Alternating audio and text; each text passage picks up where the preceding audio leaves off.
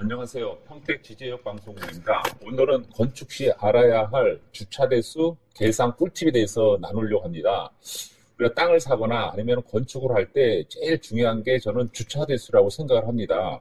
어떤 분은 주차 대수를 좀 여유 있게 해서 세대수를 많이 하는 분이 있고, 어떤 분은 또 세대수를 적게, 주차 대수를 적게 해서 호화 위치를 바꿔서 좀 이렇게 세대수를 적게 하는 분이 계시더라고요. 그래서 저희가 부동산의 꿀팁, 건축 시 알아야 될 주차 대수 꿀팁에 대해서 같이 살펴보도록 하겠습니다.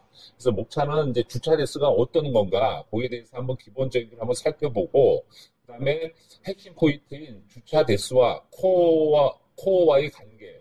코어라는 게 이제 그 엘리베이터라든지 계단을 얘기하는 거거든요. 그 코어 위치랑 주차 대수 위치에 따라서 세대수가 많이 나고 수익률이 차이가 나고 나중에 건물 값어치가 틀려지거든요.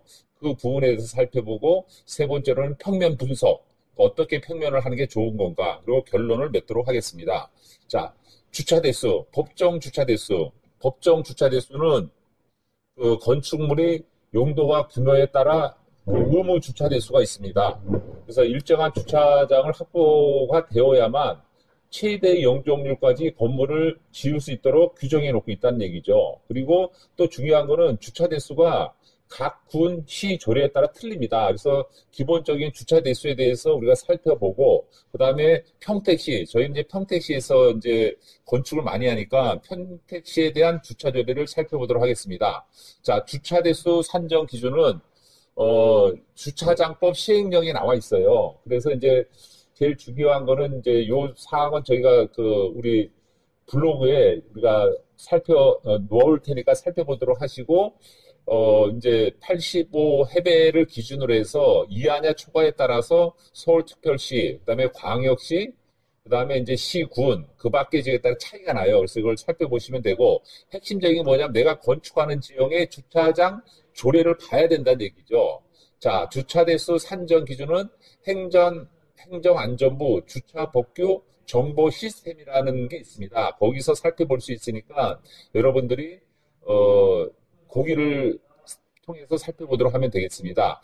일반적인 전국적인 시조례는, 그러니까는 우리가 건물을 지을 때 상가도 이제 위락시설이냐, 근생이냐, 단독이냐, 다가구냐, 뭐 창고냐 이런 거에 따라 주차 대수가 다 틀려요. 그래서 그 기준을 저희가 살펴봤습니다. 그다음에 이제 왜 주차 대수가 중요하냐면은 이 건물을 지을 때 내 건물에 주차가 몇 대가 들어오냐에 따라서 이 규모를 틀리게 한다는 얘기죠. 그래서 보통 이제 산정 방식은 이제 주차를 할 때 일반은 가로 2.5m, 세로 5m입니다. 그러니까 차가 이제 댈 수 있는 게 예전에는 2.3m 뭐 그랬는데 지금은 일반 주차는 2.5에서 5m를 맞춰야 되고 장애인은 3.3m를 맞춰야 되죠. 여유 있게. 그다음에 전기차는 똑같고 2.5m, 5m고 그다음에 이제 경차는 좀 줄어들죠.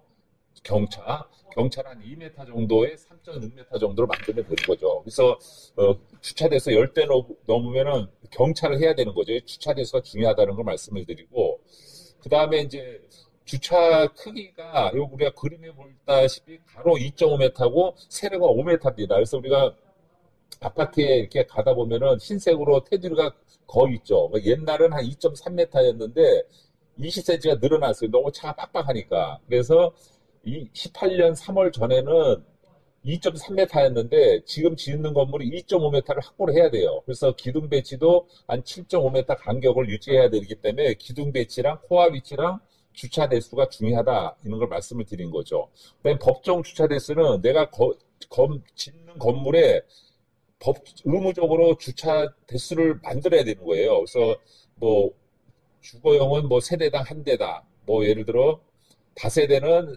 세대당 1.2대다. 상가는 뭐 근린생활은 130회배당 한 대다.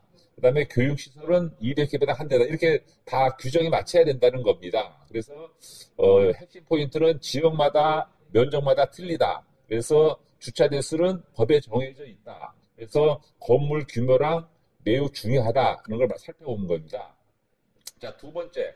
주차장과 코어와의 관계입니다. 그러니까 코어라는 게 엘리베이터, 계단, 뭐 복도 이런 거죠. 그러니까 전체가 이제 코어를 내가 가운데 놓느냐, 왼쪽에 놓느냐, 오른쪽에 놓느냐가 틀려요. 근데 이게 넣는 이유가 주차 대수가 상관되는 겁니다. 코어를 가운데 넣으면은 주차 대수가 틀려질 수가 있는 거죠.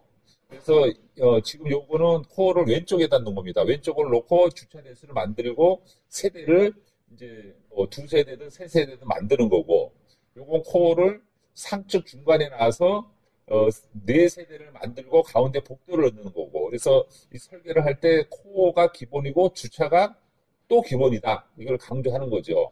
자, 이게 실전 사례입니다. 실전 사례는 이제 왼쪽 부분은 이제 코어를 왼쪽에다 놔서 주차 대수를 어, 총 여섯, 둘레, 여섯, 일곱 대를 만들어서 세대수를 이제 만든 거고, 그 옆, 오른쪽은 코어를 이제 세로 가운데다 놔서 이 평면을 만든 거고, 또 이게 이제 남향이냐, 그 집이 서향이냐, 북향에 따라 틀려지는 거야. 일조권 사선이나 이런 게. 그래서 저희가 저희 평택 지적 방송국에서는 한번 이 땅을 살 때 설계에 대한 기본을 한번 살펴보는 그런 시간을 가지려고 하는 겁니다. 그다음에 요거 실전 사례, 요거는 코어를 상층 윗부분에다 설치한 거예요. 그래서 평면이 좀 이렇게 차이가 나는 거죠. 요게. 그리고 이제 주차 대수의 차이가 이 땅이 이제 그 여러 가지 이제 시군 그 변수를 만들어 놓은 건데 뭐 코어가 가운데 있냐, 우측에 있냐, 좌측에 있냐, 뭐 여기에 따라 주차 대수랑 코어 위치가 틀려진다는 것을 살펴본 겁니다. 그래서 제일 중요한 평택시에 대한 주차장 기준을 제가 이제 살펴봤어요. 요 첫 번째, 요거는 옛날 방식, 옛날이에요. 옛날에는 주차 대수가 좀 여유로웠어요. 뭐 근생 같은 경우는 150회배당 한 대씩 했고 뭐 이렇게 했는데 지금은 135회당 한 대 해야 됩니다. 상가 근생 같은 경우는 상업지역, 준주거 지역 같은 경우는 135회배당 한 대, 그다음에 일반 지역은 150회배당 한 대에 대한 주차 대수를 맞춰야 되는 거고, 단독주택은 뭐 시설에 따라서 한 대, 거의 한 대 이상을 맞춰야 되는 거고, 가중주택은 옛날에는 좀 여유로웠는데 이제 시 조례가 2024년 12월 5일 날 바뀌었어요. 어떻게 바뀌었냐면은 세대당 0.9대, 그러니까 30회배 미만은 0.7대입니다. 다중주택도. 이렇게 주차 대수가 굉장히 이렇게 강화되는 쪽으로 가는 거예요. 왜냐하면 주차가 중요한 부분을 차지하기 때문에. 그래서 땅을 가지고 있는 분들은 허가를 미리 받아놓은 게 좋아요. 주차가 여유로워할 때. 이